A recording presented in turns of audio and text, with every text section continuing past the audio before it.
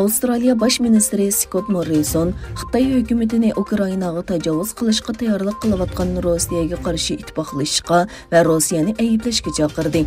Morrison Xitoy hukumatining Ukraina masalasi to'g'risida Rossiya bilan ko'rishganligini, lekin Rossiyani ayblamaganligini ta'kidladi. Avstraliyaning Huawei şirketini asosliq ul asliha turlaridan cheklashi va Xitoy virusining manbasini mustaqil tekshirishni talab qilishi ikki davlat munosabatida surkilish paydo qilgan edi.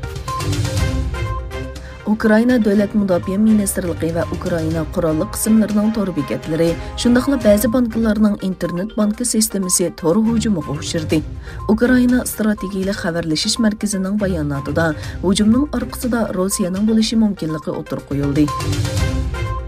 Ma'lum bo'lishicha, Xitoy 2021 yil Yevropa ittifoqining eng chong savdo hamrohi bo'lgan bo'lib, savdo summasi 695 milliard 500 million yevroga yetgan.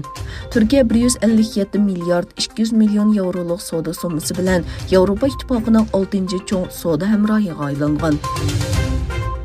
Belgiya hukumati kundalik xizmat vaqtini uzartishga va xizmat kunini haftasiga 4-kuniga qisqartirishga ruxsat qiladigan bir qonun loyihasini qabul qildi.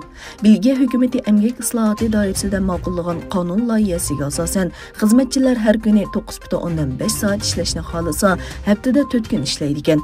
Bundaq bo'lganda, haftada 38 soat xizmat vaqti 4 kunda tamomlanadi. Azerbaycan prezidenti İlham Aliyev Şimali Atlantik Ahdi Təşkilatının baş katibi Jens Stoltenberg bilan telefonda suhbatlashdi.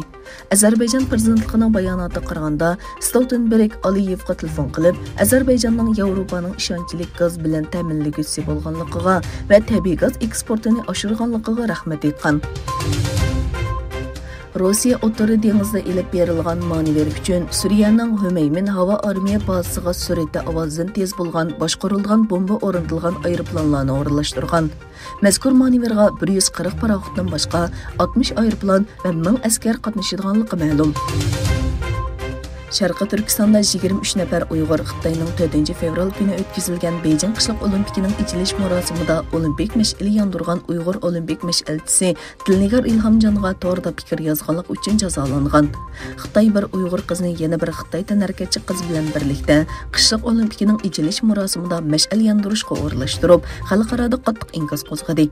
Amerikaning Birlashgan Davlatlar Tashkilotida turishliq bosh elchisi bilan Oqsaroy bayonotchisi Xitoyning bu harakatiga inkas bildirib, bu diqqatni Uyg'ur irqiy qirg'inchiligidan boshqa yoqqa borash harakati deb ayblagan edi.